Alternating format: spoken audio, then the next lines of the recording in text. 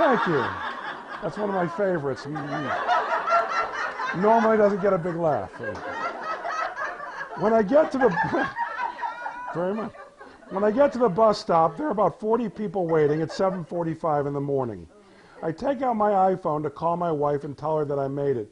And just a little aside here, when this took place, iPhones had just come out. Okay. She was a bit nervous because of the part of the walk where there is no sidewalk and the trucks come flying by. Remember that I considered getting a bicycle to ride to the bus after Ed told me that you can put your bike on the front? That's Ed Bagley, who's my go-to guy for my green stuff. Okay. What's that? That he let me ride the bus. Oh, that she let me ride the bus. Why would you Ed give a crap? He rides a bike. Do you know what his order is? Just truthful. His first choice is to walk anywhere. Second choice is bike. Third choice is bus. Fourth choice is his electric car. Then if he has to, he drives his wife's Prius. Prius is his last choice, and he's embarrassed by it.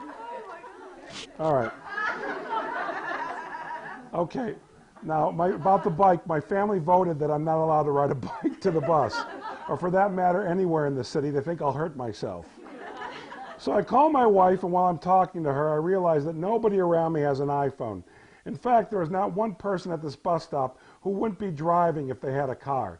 I'm certainly the only idiot doing it for my carbon footprint, and I worry that I'm calling attention to myself by talking on my iPhone, so I end the call quickly and put it away.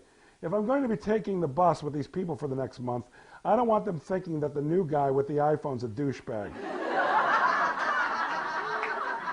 At this point, the bus pulls up and all these people get on. I'm talking about every single one of them, which makes me nervous because I don't think it's the right number bus for me.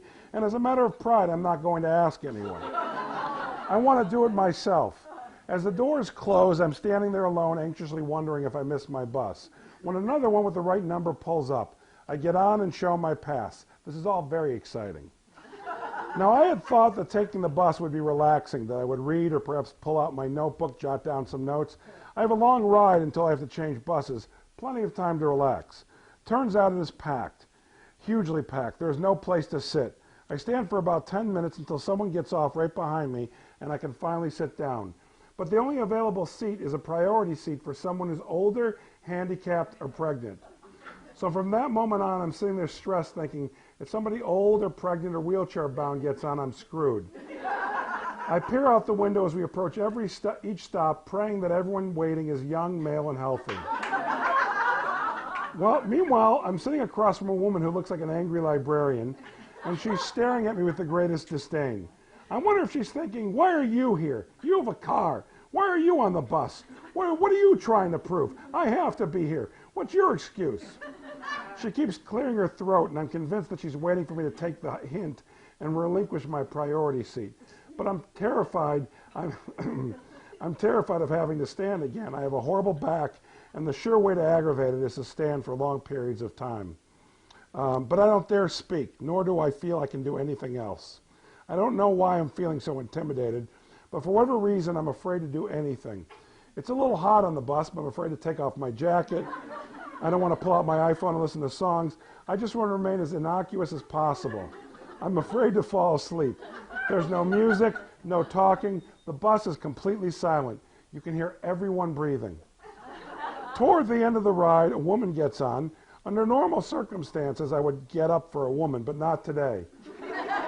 At least she's young, probably in her 30s. After all the anticipation, it's an awkward, long bus ride.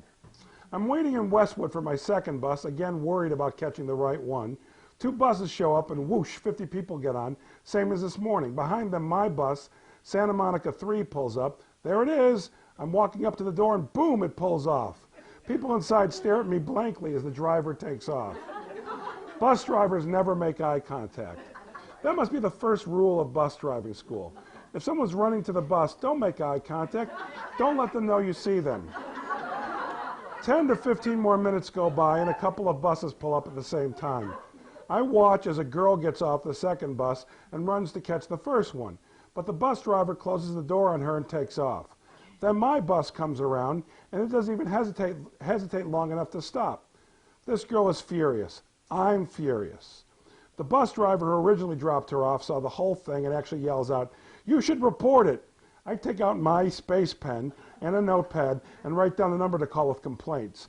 My first bus day and I'm making complaints. After another 5 minutes, the girl gets her bus, but 10 minutes pass and mine is still not coming.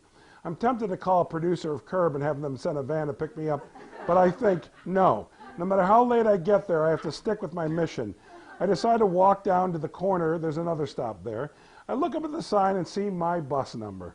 I wasn't standing at the right bus stop. I laugh. Finally, I get on the bus to Brentwood. I realize that my whole commute today, the commute that would normally take me with traffic, maybe 40 minutes, takes me 2.5 hours.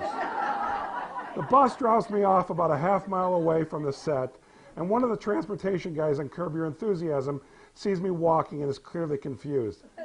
I left the space open for you. You have to park over there. He's referring to my usual parking space by my trailer, thinking that I'm walking from where I've parked my car. No, I took the bus. Oh. He says, not sure what to make of this information. He considers me for a moment and then adds helpfully, I took a train once. When I finally get to the set, everybody is so impressed. They really feel like I've accomplished something.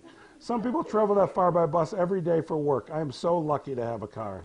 There you go. Thank you. Thank you.